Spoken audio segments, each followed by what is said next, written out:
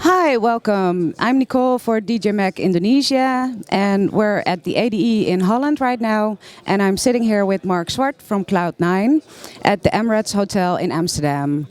Hi, Marc. Welcome. Thank you. Please introduce yourself. Who are you, and what's your job title? I'm Marc Zwart, head of creative at Cloudnine Music, on the publishing division that we run, and that's that. Very good. Thank you. Can you tell us more about your background and how did you start your career?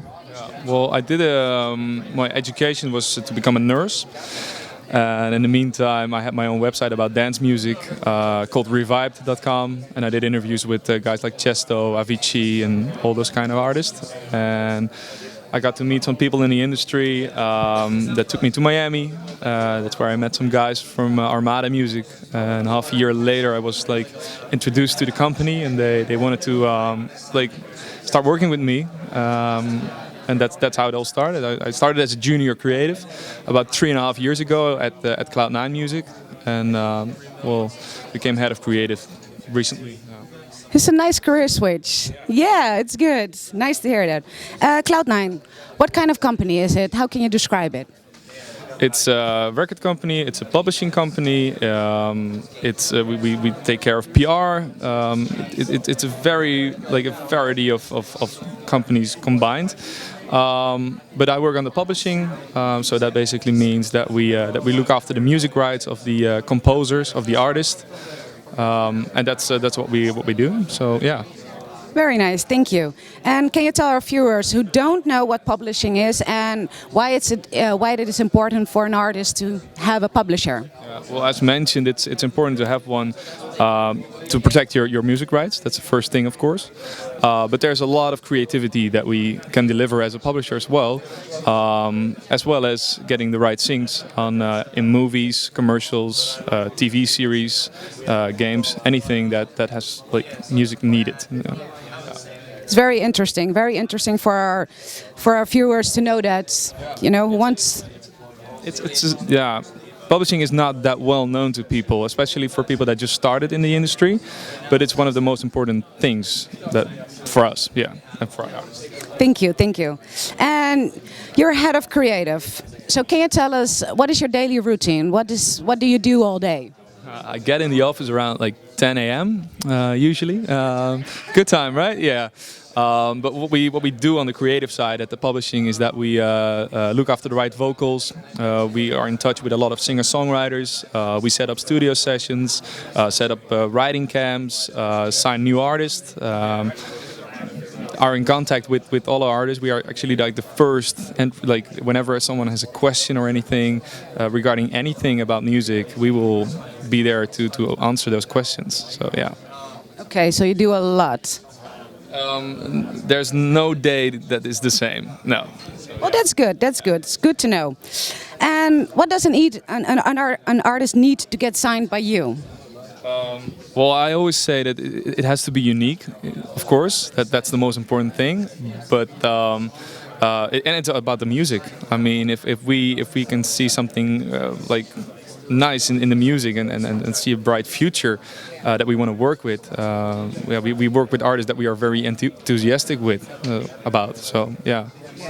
And a lot of creativity is very important by the artists. Yeah, of course. I mean, we like artists that push boundaries to themselves and don't think in like boxes and stuff. Yeah. Exactly. So that's what we're actually looking for a lot. And I think we have a great roster with guys like Armin, Hardwell, W&W, Andrew Royale. You can see a few in the back. So yeah, that's it's great to work with those guys and also work with a lot of new talents that emerge not only from Holland but also from Asia, for instance. I mean, we've been like focusing on so many other territories now, and we can see a lot of like new talents emerging from Asia in general, which we think is very interesting.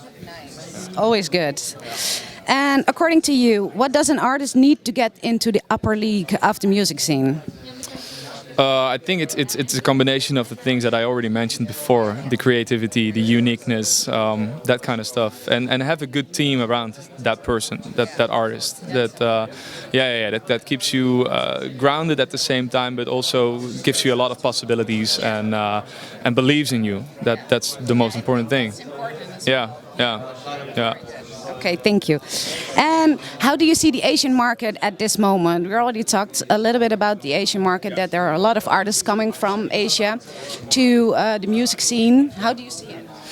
I've been traveling to Asia quite a few times now.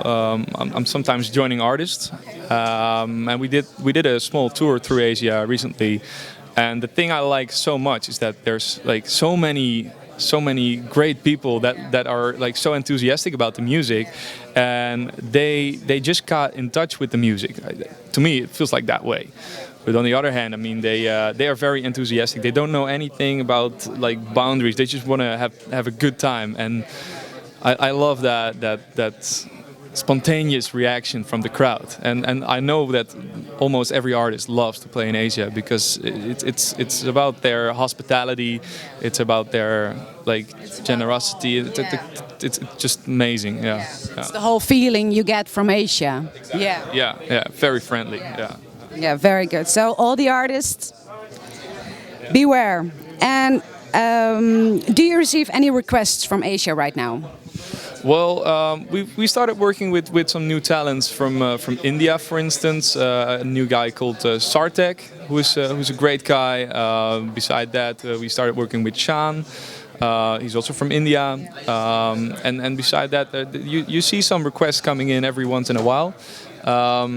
So yeah, it just depends on who we are excited to work with, and I'm still looking for that right sound about that. Like I know that there's a new wave, like a new generation of artists coming up, but I'm very curious to hear even more. So this is a call for all the Asian artists, you know, send it over to Cloudnine. Yeah, very good, very good. And are there other question? Did you ever go to Indonesia, and what did you do there? Unfortunately not, but I would love to go there. And I'm actually thinking of going there maybe in January for vacation. So, but I always like to party when I'm on vacation as well. So. Good parties in Indonesia, definitely. I hope so. Yeah. Well, you can tell, right? Yeah, I know. Yeah. Yeah. And then I have another question. What's your favorite Indonesian dish? Well, there's this thing, like my one of my uncles is Indonesian, so maybe that's why I'm a little bit related to the whole thing. But there's this cake with different kind of layers. I'm not sure what the English like name for that is, but I mean it's a great like sort of candy cake stuff, you know. But yeah, I know what you mean. After dinner or something. Yeah. I don't know the name in Indonesia, but I love the cake as well. We call it spekkoek. In Dutch, we call it spekkoek. Exactly. Yeah, I'm just not sure how to translate that. It's different. I would love to Google that actually. Yeah. And do you have any last words for Indonesian viewers or the Asian viewers? Well, I love that you're actually like getting the DJ Mag thing going on there as well. I think it's a very important thing to like educate people about music and inform people about new trends and news about artists.